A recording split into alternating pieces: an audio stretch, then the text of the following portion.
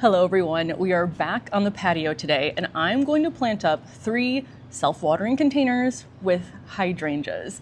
And 2 of them are cascading hydrangeas, which I think have become my absolute favorite just because of their growth habit. Now the reason I want to do self-watering containers is that down here on the patio we do have the drip line that runs on the ground, but I don't want to fill up the space with too many plants and I don't want to have a bunch of irrigation lines running to different pots. So with the self-watering containers, I'm hoping that I can get at least like a week between waterings, or it's not going to require as much maintenance as a regular pot. So let me go over the hydrangea varieties we're going to plant first, then I'll show you the containers and we'll get this all together and figure out where the pots are going to go. The first hydrangea is this one right here. This is the Fairy Trail White Cascading Hydrangea. It can get to between 4 to 5 feet wide and tall. This one is kind of just starting to cascade. I do have one on the top deck I'll show you that is cascading a little bit more already because I planted it up a few weeks ago.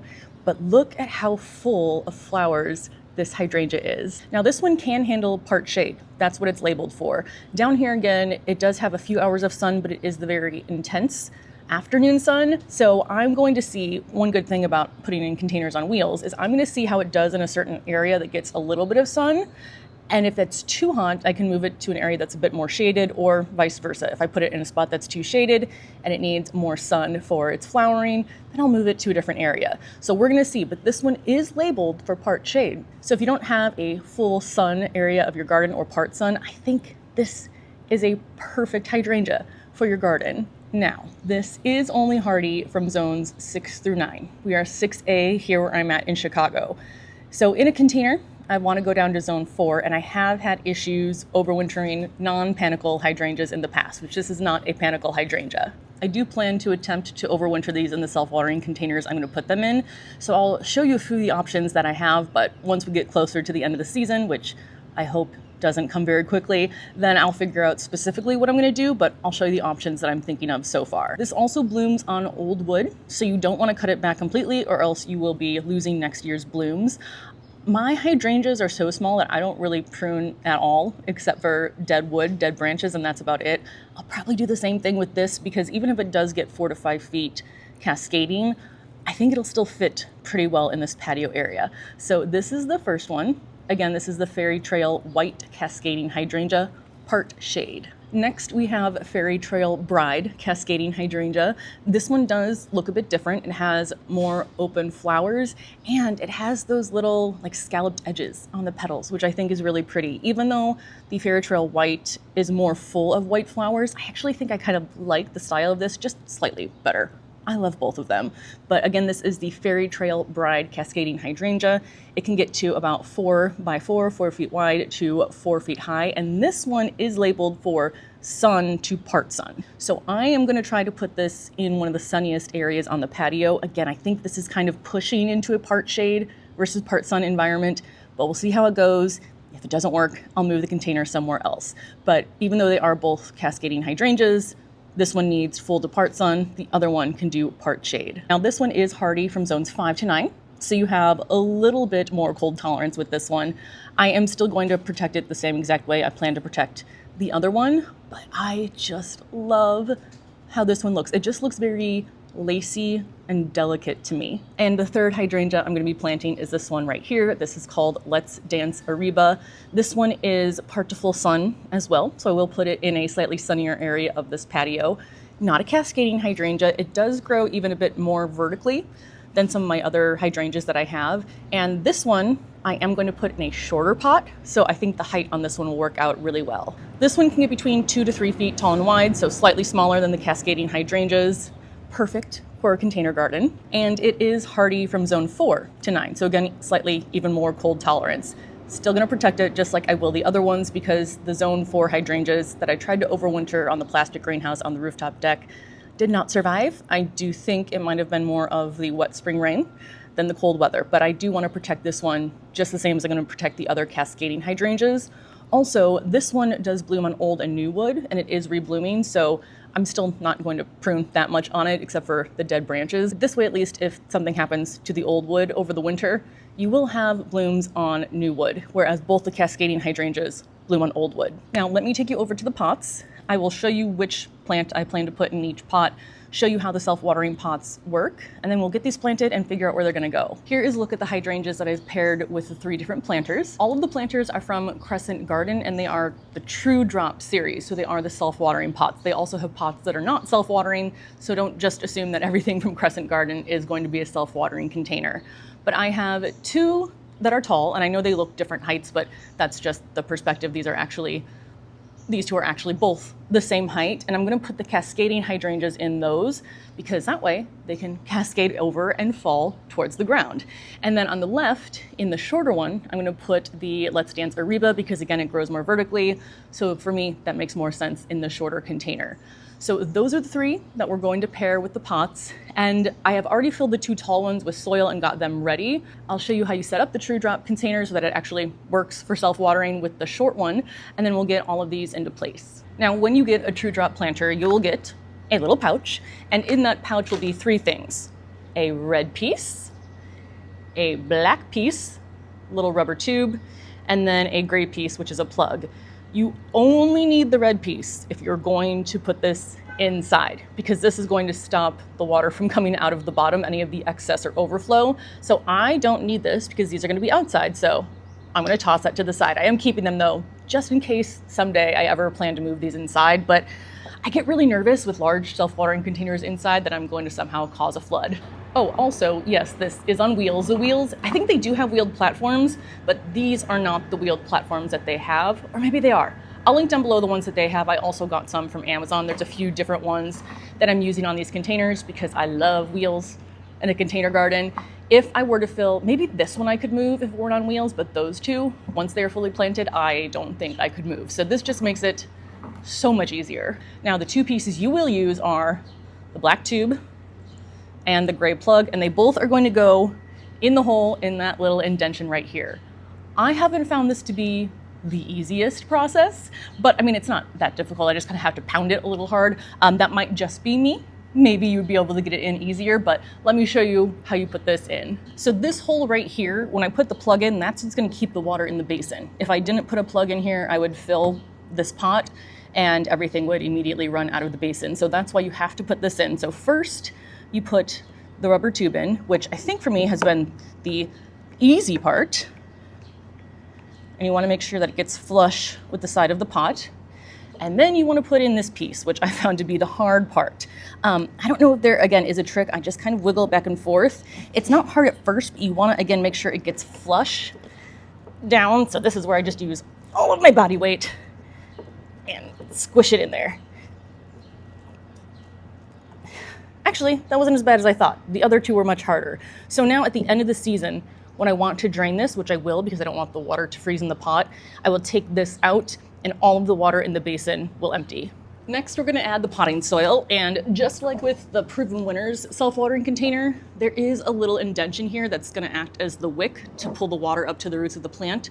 So you wanna make sure to pack that extra hard with the potting soil, just again, so there's no large air gaps in there. The instructions for this one also mentioned making sure you use a potting mix and not rocks. I don't know if they had to list that because someone did try to use just rocks in here. So just make sure you use potting soil and not rocks. So I just put a little bit in at first, and that way I can push into that little reservoir in the center, make sure that is packed in with the soil, and then I can fill the rest up and get the hydrangea planted.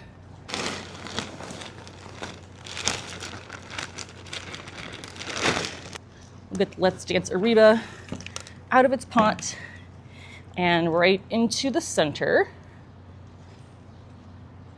of the self-watering pot.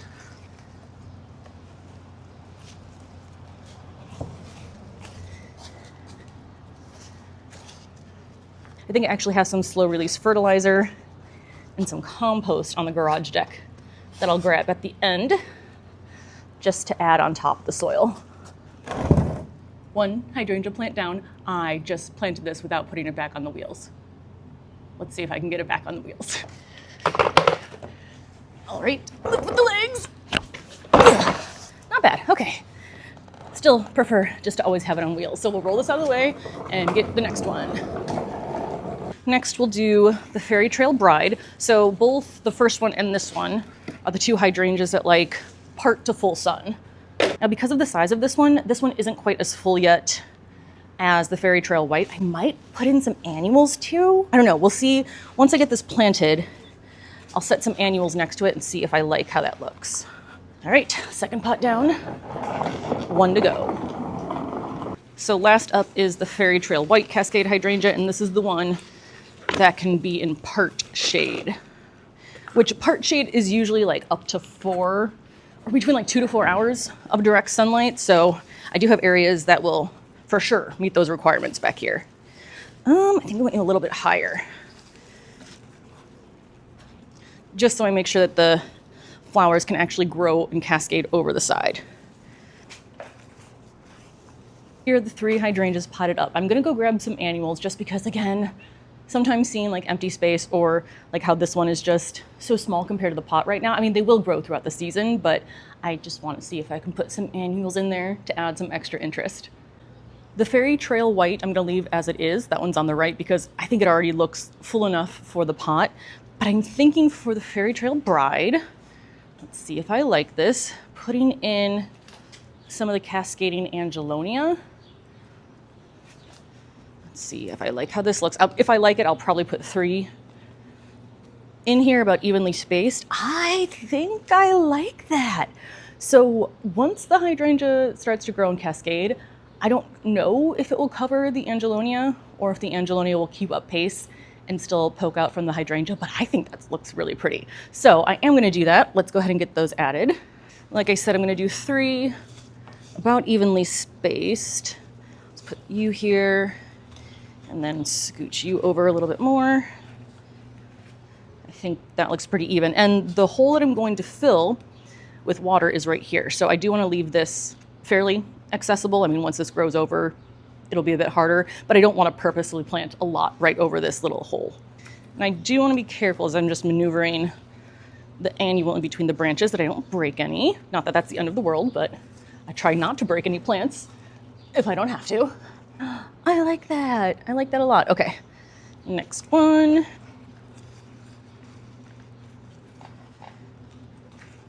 All right, I think that's good. Now I did want to add something here to this hydrangea where I can still see the soil. However, I only have white annuals left. I'm almost completely done planting everything.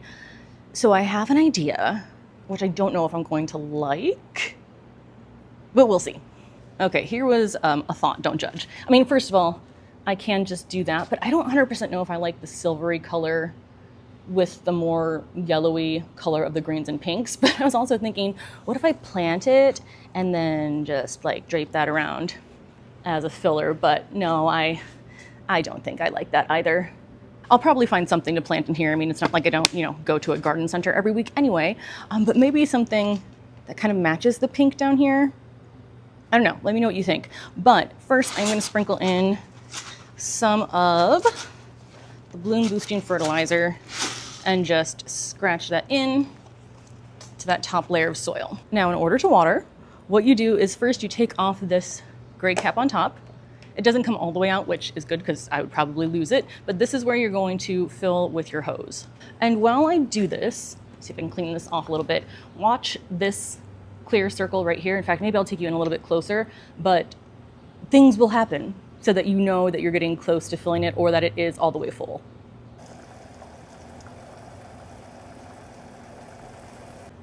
All right, well, I filled it up and I know it's full because it is starting to drain out that excess drainage hole that's underneath the pot.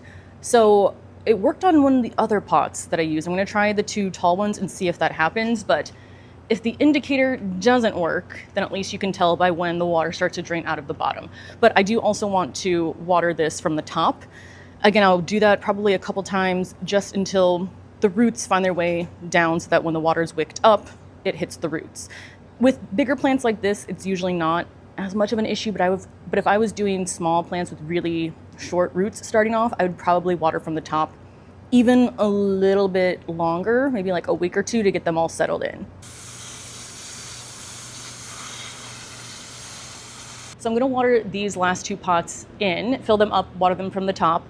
If the indicator does pop up like it's supposed to, I'll show you so that you can see what it looks like. So everything will be watered, and then we'll roll these into the place that I think I want them. The indicator is working on this one, so I just saw it start to pop up, so I'm going to show you what happens. So as it starts to get part of the way full, you see that blue circle starts to rise. Then there's going to be a white circle inside of that blue circle that'll start to appear, and that means that it is all the way full. And then once that disappears, you know how much is left. So if the white one goes down, I know I probably have to put a little bit more in. If the blue one goes down, that means that I probably need to add some, definitely, because I'm getting close to the end. But with the one without the indicator, there is a troubleshooting section, so I'm going to try it on their site.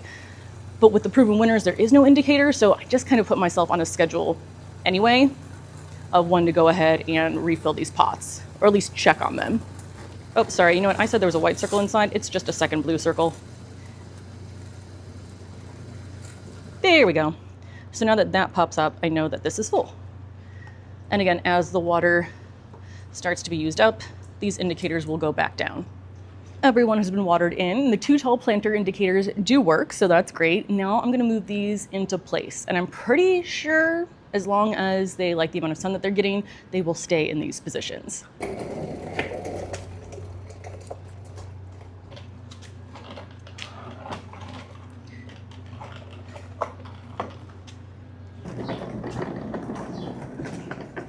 All right, so these 2 are gonna go here, and I think these should have plenty of sun for what they need. Again, they are part sun to full sun. They won't be getting full sun, but I think they'll be happy with the amount of sun that they get here. Also, I like having the taller one as like an entryway to the garden, which, oh, by the way, we have stairs. So prior to this year, if I wanted to get to the garage deck, I had to go up and through the house, but now we had stairs put in. So I can carry soil directly up without having to make a mess inside, which has been very, very nice. So this is gonna be my little like entryway welcome pot. Actually, do I wanna scoot a little bit forward? Get the hose out of the way. Yeah, maybe even a little bit more there. I like that. And then as this grows, if it starts to block the way, I can just scooch it over a little bit. And I also have here a sweet potato vine, which I'm hoping, so I'm using one of my railscapes, I'm hoping just starts to climb up the railway. Now this one, this again is the one that is part shade. This one is going under the tree next to the ground that I just planted. I don't know if it will be happy in this shade. It does get a little bit of sun, so the sun is coming from like behind me, behind where the camera is. So once it gets to a certain angle in the afternoon, it does hit it underneath the tree, but we'll see. I'm gonna leave it here for a little bit, see if it looks like it could use a little bit more sun, and if so, I will wheel it somewhere else on this patio. But those are all 3 of my hydrangeas set. Now, as far as overwintering, my very scientific advanced plan is to shove all of those pots into the corner, and I'll start with whichever one is the least cold hardy first. I think it was the Fairy Trail Bride, so that will go first in the corner. Next one, probably throw a tarp, put some other stuff in here for over the winter that will act as insulation, and keep my fingers crossed that they live. And I won't move them out until they're far enough along that I don't think they'll get root rot in the spring. So that is going to be my overwintering plan. I guess we'll see if it works next year. So that is going to be everything for this video. I really love how the hydrangeas look in the containers. I love how the containers look down here. I did read in the manual that potentially I can get up to 6 weeks without having to water. I don't know if it'll be pushed that far, but at least ones in the shade, those I shouldn't need to fill as often as the ones that are out in the sun. So we'll see. I'll keep you updated. I'll make a note of when I'm planting them, which is today, and then when I need to start refilling them once I see the indicators going down. I'm probably going to just add a few more plants out here. It's not a huge space, and I don't want to completely cover it all in plants like some of the other spots, but I do need to get furniture because I'm currently sitting on an upside down terracotta pot with a towel on it, so I should probably get like a chair or something at least out here. But let me know if you have any questions. I will keep you updated on how these all continue to grow throughout the season, and then I will see you in the next video. Bye. I almost forgot to show you the other Fairy Trail white hydrangea. So this is on top of the garage deck.